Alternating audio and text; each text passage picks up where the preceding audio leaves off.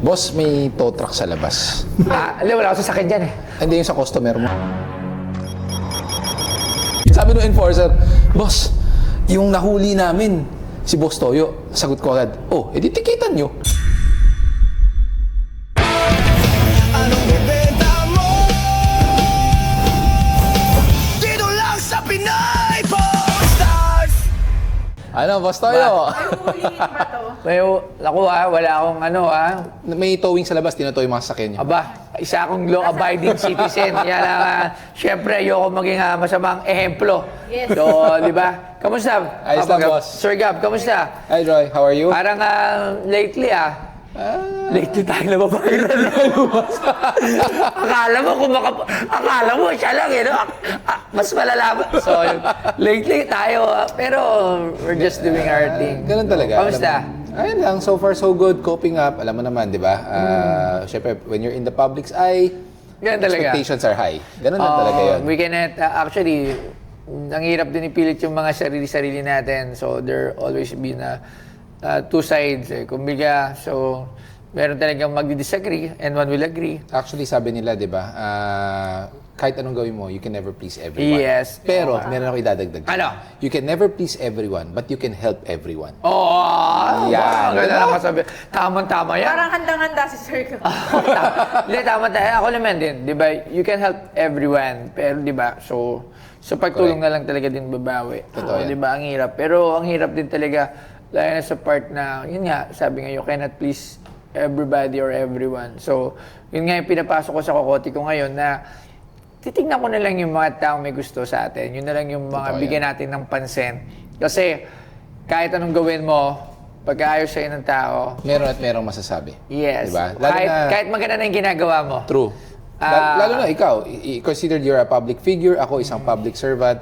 Alam mo, hindi natin maalis sa publiko na one way or another, merong mapipintas, Yes. merong masasabi. But the bottom line here dito, at least alam natin pareho tayo, iisang adhikain natin, makatulong sa ating mga kababayan. On my end, enforcement is not just about enforcing the law, di ba? Yung makatulong din tayo. Oo. At the end of the day, alam natin, wala tayong inaapakan.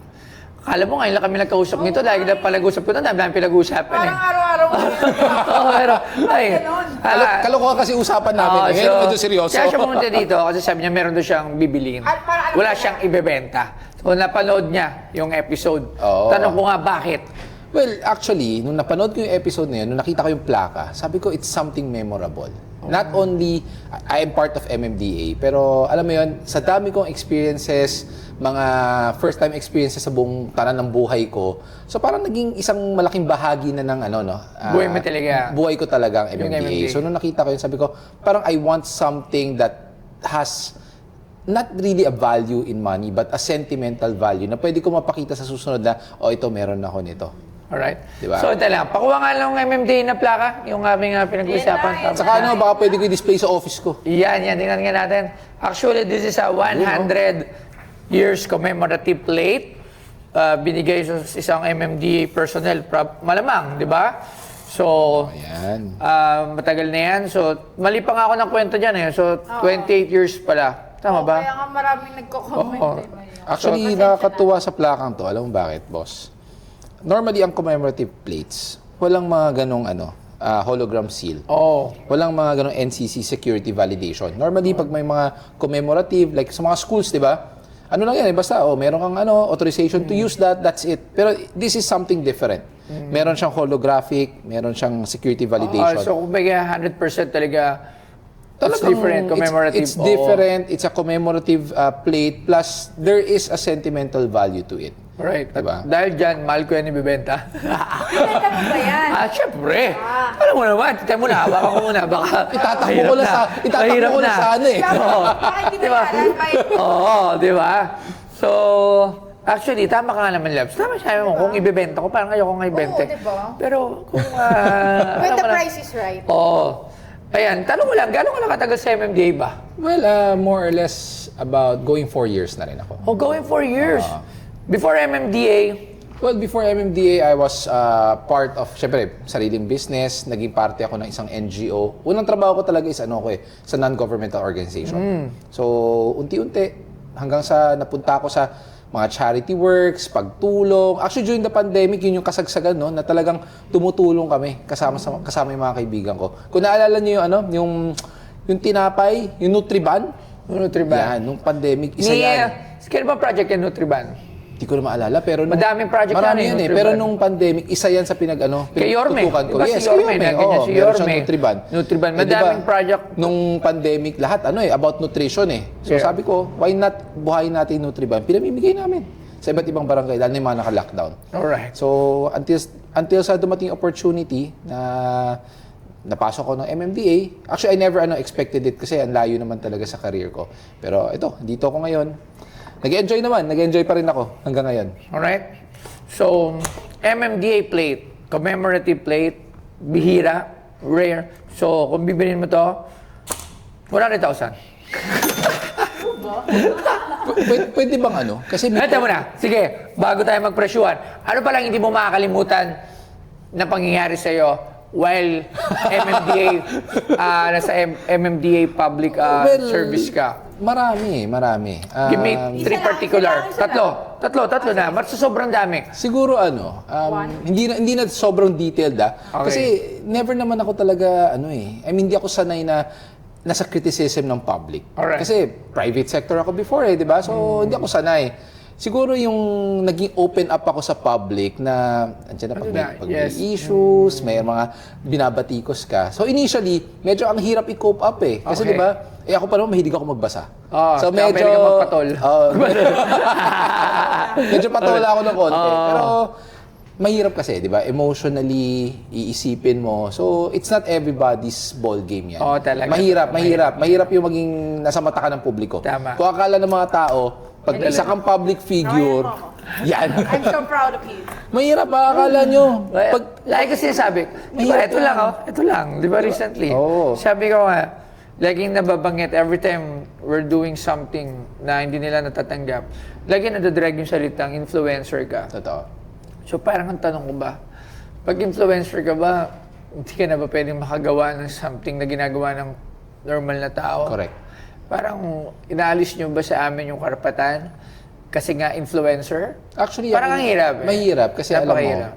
boss, ang pinakamahirap dito, once you're open up to the public, you're open up to everything. Yes. Criticism, actually, people evaluate you as what they see, di ba? Yeah. On social media, kung ano ka, hindi nila alam, na nakakalimutan na nila na tayo isang normal na tao, Tao pa rin. di ba? Behind the camera, behind all the news, isa rin naman tayong normal na tao. Tsaka, I'd never portray naman na napakabait ko naman na tao. Siguro kasi yung mga nakakakilala sa akin ngayon, yung mga bagong followers, yung hindi pa nila nabutan kung sino si Toyo before, so akala nila sobrang banal, santo, di mababasag pinggan. Basta ako, unang encounter ko yung Boss Toyo, dumaan ng busway.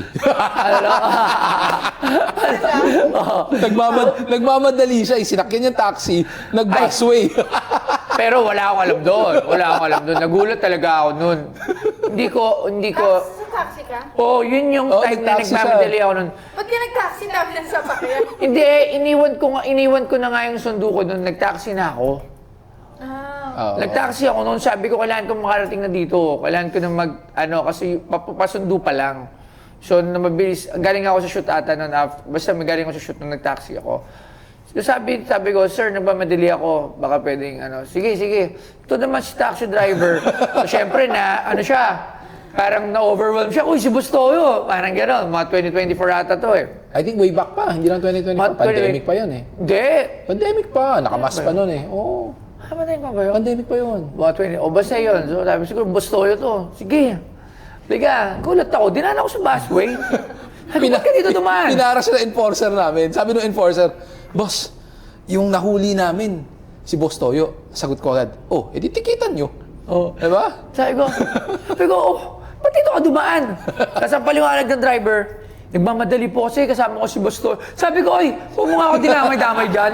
Sabi ko, ikaw nagdahan-dahan sa akin dito, hindi naman kita inutusan. Sabi ko, tikitan nyo nga yung boss mo. Hindi, kasi yung sabi mo, bilisan mo. Sabi niya kasi, siya daw bahala. Masyado masunurin, di ba? Masyado masunurin. Tapos sabi niya, boss, ba't ka naman na busway? Hindi, boss, wala naman, akala niya siguro, nakalusot siguro doon. Yung dati, hindi pa ganun siguro kahigpit. Or Ngayon kasi sobra, pag nagdaan, dami na nag-video. Hindi, saka ano ngayon, may NCAP ngayon. Oo. So, ano nangyari? Dinaan nga ako. Kaya, sabi ko, tikitan niyo yan. Wala akong kinalaman dyan. Hindi ko siya sinalo. Sabi ko, ba't ko siya sasaluhin? Tsaka, hindi ko talaga para sumalo. Sabi ko, tikitan niyo yan. Sabi ko, hype ka. Dadamay mo pa kayo. Ito sa kita eh. Hindi, pero may tanong ako, Boss Toyo. Kasi hindi ko na alam, nakita ko yung ticket eh. Tinulungan mo ba yung driver? Hindi. Hindi. Kala ko tinulungan mo. Hindi ko naman gusto yun eh. Pero syempre, nabigay ka ng extra. Hindi. Totoo lang. Hindi naman tayo magpapang... Hindi, I don't know, hindi ko alam. Kung baka extra tip. Siguro baka binigyan ko siya, siguro parang binayan ko ng 1,000. Hindi, actually, knowing Boss Toyo, tagal na rin tayo magkakaibigan in fairness, di ba? So, I know his personality pag mali-mali. Pero binigyan ko siya, siguro mas 1,000, pero hindi ko parang... Okay, so pumunta tayo dito. Dahil muna, top 3 mo muna.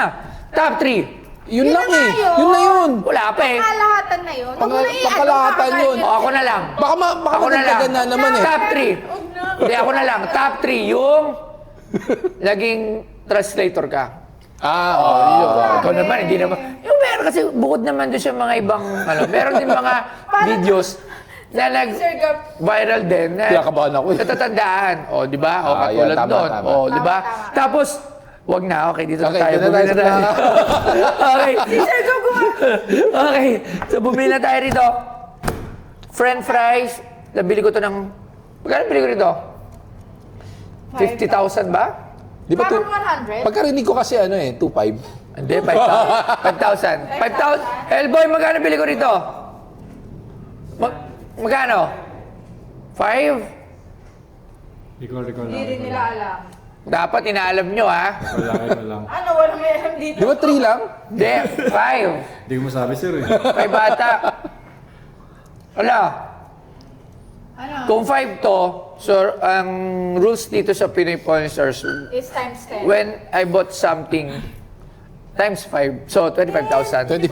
Times 5, ano tayo? Shoplifter ba tayo? Times 5. Ano ka, shoplifter? 3,000. 3,000. 3,000. Alright, so times 5, 15,000. 15,000. Boss, may tow truck sa labas. Hindi, wala ako sa sakit dyan eh. Hindi yung sa customer mo. Ayos mo. Wala, closing na, hayaan mo na sige.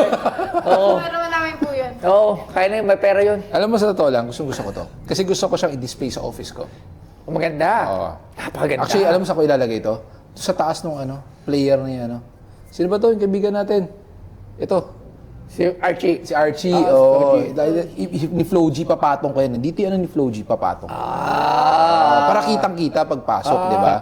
Pero boss, kaibigan naman tayo eh. Baka pwede nating tawaran to ng konti. Huwag naman 12,000. 15,000. Times 4 na lang. Times 4. Babaan pa natin. Yo, kuripot naman. Kilala mo naman ako, medyo kuripot ako. Parang lahat ata ng kaibigan ko, kuripot ah. Parang kayo maglabas ng pera. Sige. Times 3. 9,000. 9,000. Pwede ba tumawad ng konting-konti pa? Konti na lang, boss. Konti na lang. Baka mapa-oo mo na ako. Kasi, alam mo, kita mo yung plaka. Kasi medyo papapalo ko pa to para dumiretso ng konti. Ay, sabi nga, di ba mas maganda daw pagka ganyan? Oo. Saka, Paayos. saka papalagyan ko pa ng frame. Magkano rin ang frame ngayon? Ikaw na nagsabi, bihira yung ganyan. So, ito, Hanggang 9K lang. 2,000 yan. 2,000 to. So, 4,000. 6,000. Okay. Yung mismong plate, 3,000. So, definitely, 9,000. 9,000. 9,000. Oo, ha? Take it. 9,000. 8,000. Grabe yung sa Sir Gab, 1,000 na lang. 8,500. Dahil kaibigan kita. O, sige, deal. 8,500. Maraming 8,500. salamat. So, meron ng new owner ng ating MMDA plate. So, Sir Gab, ingatan mo ha. Papalagyan ko to ng papa-frame ko to para makita talaga. Sige. Diba? Naka-display, nakasabi. Thank you very much. So, ayan, nabenta na yung MMDA. Kaisa nga lang yan. Oh, Pero, Pero, yung pera? bayad. Pera. Gcash ko na lang, boss. O, sige, Gcash mo ha. O, basta, 8,500 ang dila, 8,500. Ayun, so actually matagal ko na kaibigan si Toyo, no? Pero it's my first time na talagang maging bibili dito sa Pinoy Pawn Star. So it's a very nakaka-excite yung pakiramdam. Siyempre iba yung magkaibigan kami as compared to may binibili. Medyo gusto ko ang tawaran pa pero nahiyan na rin ako. But then again, no, kaya talaga gusto ko yung plakang ito. It's because aside from parte ako ng MMDA, as I said kanina, marami na akong experiences sa MMDA na talagang life-changing. So I think it's a very, magandang gamit na kung saan, pag ito ay makikita ko, it will remind me of all the challenges and the hardships na pinagdaanan ko sa MMDA to what I am today. So it will serve as a reminder. Kumbaga, itong memorabilia na to magiging reminder to sa akin na hindi lang naging parte ako ng MMDA or as part of the MMDA, no, pero patuloy na mas pagbubutihan ko at tuloy-tuloy yung pagsaserbisyo sa taong bayan. So, yan. Okay na okay ako dito. Gusto ko talaga ito makuha. So, frame ko na lang ito para ma-display ko sa office. So, yun lang po. Maraming salamat. Pinoy Pawn Star and of course, Boss Toyo.